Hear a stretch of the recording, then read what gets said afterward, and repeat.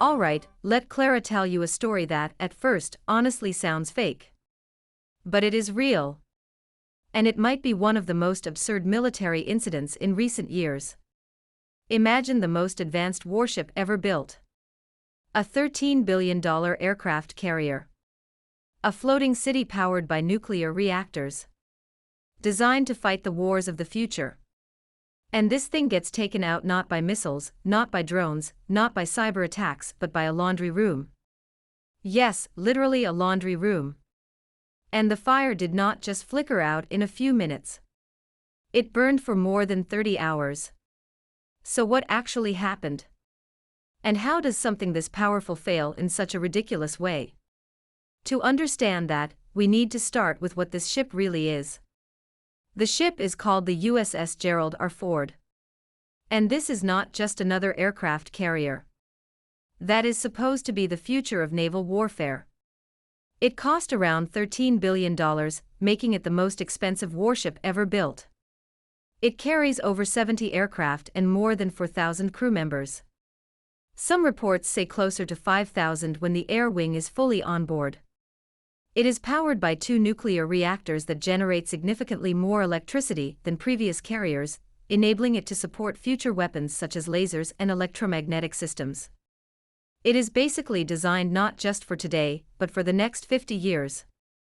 Now, the biggest technological leap on this ship is its aircraft launch system. Older carriers use steam catapults, which are powerful but complicated and maintenance-heavy. The Ford class replaced that with electromagnetic launch systems. Think of it like a giant rail system that throws planes into the sky with magnetic force. It is more precise, easier on the aircraft, and theoretically much more efficient.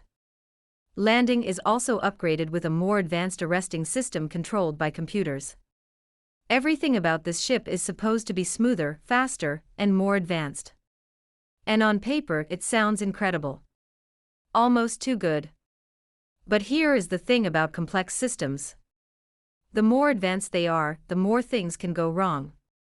And that is where the story really begins. In June 2025, the Ford left the United States for what was supposed to be a normal deployment. Around 6 to 7 months. Nothing unusual. Just another rotation in the Mediterranean.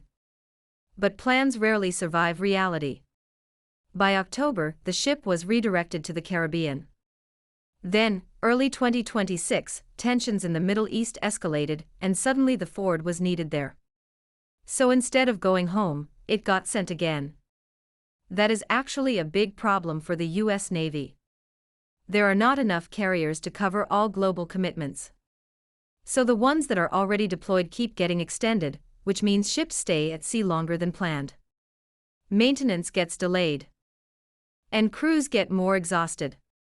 By March 2026, the Ford had been deployed for about 9 months. And it was heading toward 10, or even 11. That is a very long time to keep a ship running at high intensity. Now imagine what happens inside that environment.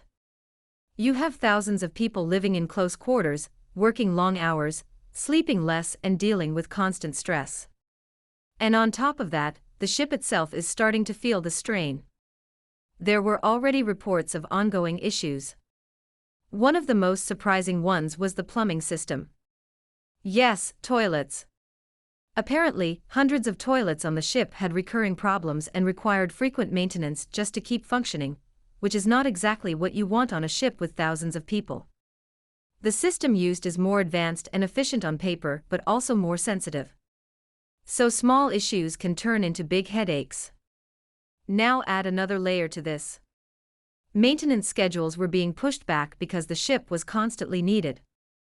That means equipment that should have been serviced was still running. Parts that should have been replaced were still in use. And systems that needed downtime did not get it. So what you have now is a very powerful ship operating under increasing pressure, both mechanically and humanly. And then comes March 12, 2026. The ship is in the Red Sea.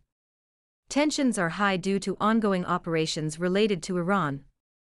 And suddenly, a fire breaks out. Not in the engine room. Not in weapons storage. but in the main laundry area.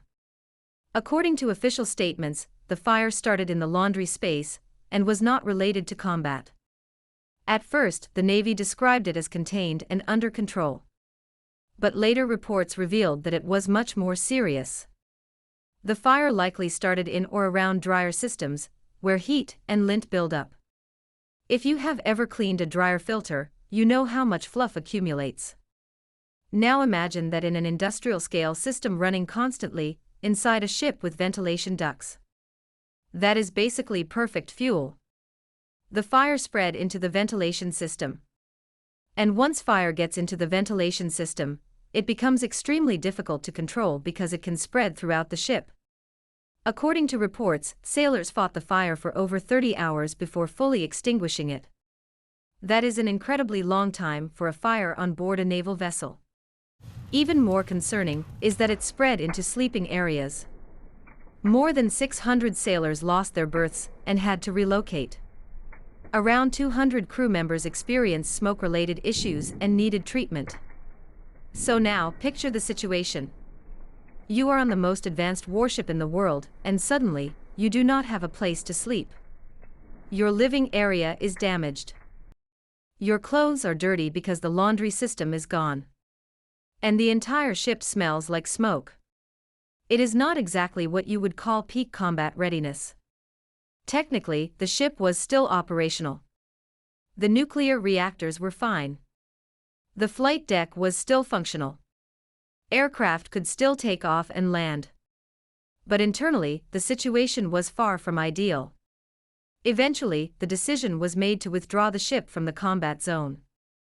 It was sent for repairs in Europe after stopping in Crete, which means one of the most important assets in the region had to step back. And not because of enemy action, but because of an internal accident. Now here is the key point. It was not just about a fire. The fire was more like the final trigger. The real story is everything that led up to it. Months of extended deployment. Delayed maintenance. Overworked crew. Recurring system issues. All building up over time, until one small incident exposed it all. It is ironic. This ship was designed to survive missile attacks and advanced threats, but it struggled with something as basic as a laundry fire. And that raises a bigger question. What matters more in modern military systems? Is it cutting-edge technology, or reliability and sustainability? Because when you build something extremely advanced, you also make it more complex. And complexity often means fragility, more systems, more dependencies, more points of failure. If even one small part goes wrong, it can create a chain reaction. And that is exactly what we saw here. A small spark in the wrong place. At the wrong time. On a ship already under stress. And suddenly, a $13 billion war machine is dealing with something that sounds almost embarrassing. But it is also a very real lesson. Sometimes the biggest problems do not come from your enemies. They come from within your own system. And the more stretched that system is, the more likely it is to fail in unexpected ways. So next time you hear about advanced military technology, remember. It might be able to handle hypersonic missiles, but it still has to deal with laundry. And sometimes, that is enough to bring everything to a halt. Completely.